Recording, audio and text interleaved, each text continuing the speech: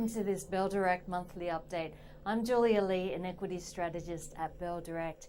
And in February so far, it's been a good month for the Australian share market with a gain of 3.1% in the month to date so far.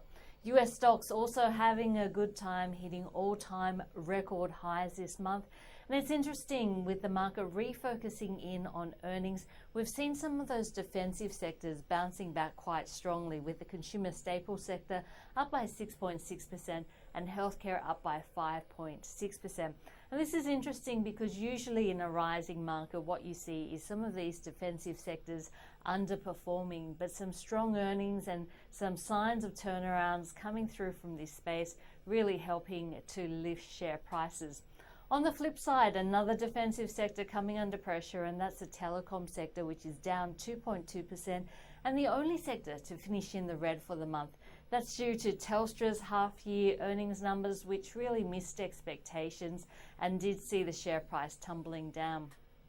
But comparing the market on a large cap versus a small cap basis, and we have seen a reversal in some of the trends that have dominated over the last 2 years.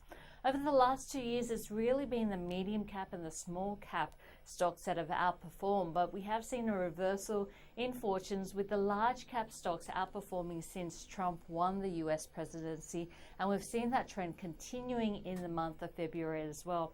In fact, the top 20 blue chips on the Aussie share market up 3.5% for the month, almost doubling the performance, more than doubling the performance that we've seen in small caps, which has seen an increase of 1.6% for the month so far.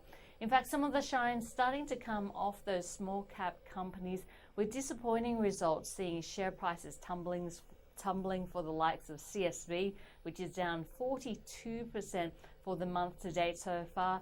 GBST, which is down 23%, Isentia, which is down 31%, Chen, which is down by 20%, and Oz Forex, which is down 20% in February so far. Having a look at some of the top and bottom performers for the month, and let's start off with the good news. So we have seen 7 holdings bouncing back strongly, up by 40% in the month to date. St. Barbara Mines also doing well, up 22%, and it has been a good month for gold miners in general. And Monadelphous in the mining services space up by 22%. On the flip side, a continuation of the theme that we've seen from Isentia over the past year, and that is a disappointing earnings profile. Isentia dropping another 30% for the month to date. We've also seen some surprises coming through for both Worley Parsons as well as Genworth. Worley Parsons down by 19% on the back of its earnings report and outlook, and Genworth down 18%, mostly on the back of its weak outlook for the housing market and the market that it operates in, which is the mortgage insurance market for 2017.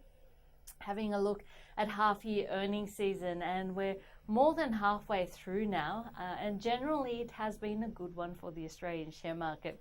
In week 1, it was Downer ADI, which outperformed the market in the ASX 200, but ACONEX, which was one of the worst performing. In week 2, the market saw a good bounce back with some strong results helping to lift the market. CIMIC surprising the market on the upside, and we did see the share price reaction being quite good there. But on the flip side, Genworth disappointing in its outlook. It was the worst performer in the ASX 200 that released an earnings report that week. In week 3, we saw Boral outperforming while primary healthcare underperformed, but overall the market gaining another strong 1.5%. And this week we're pretty flat so far. Vocus outperforming, showing signs of a turnaround there, and Isentia underperforming, continuing that weak earnings themes. Having a look at some of the major themes that have emerged from this half-year earnings season. First of all, property doing pretty well, but boosted by revaluations that we've seen from strong property prices in this sector. Housing in general remaining quite strong and boosting stocks like Nick Scali, JB Hi-Fi, as well as Harvey Norman. And look, more fallen angels being added to the list. Isentia, Genworth, as well as Worley Parsons seeing some pretty steep moves.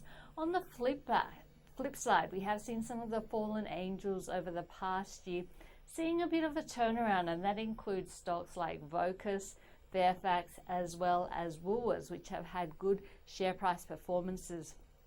Some of the blue chip companies that have surprised on the downside include AMP, Brambles, as well as Telstra.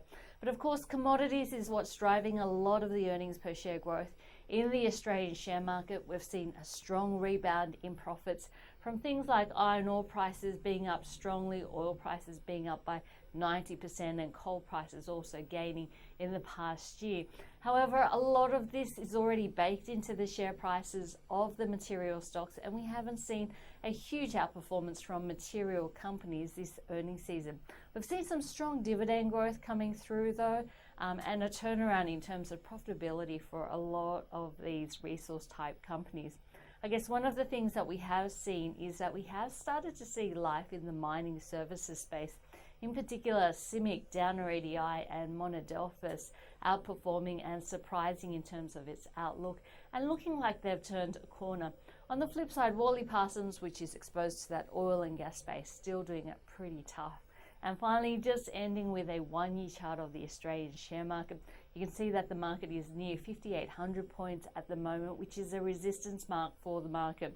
Market at these levels looking pretty toppy, and of course, if we can't surpass 5,800 points quite convincingly, we're back down to that support level once again. So the market looking like it might be primed for a pullback in March if we can't break that 5,800 point level on the upside convincingly. I'm Julia Lee, an equity strategist from Bell Direct. Hope to see you next month.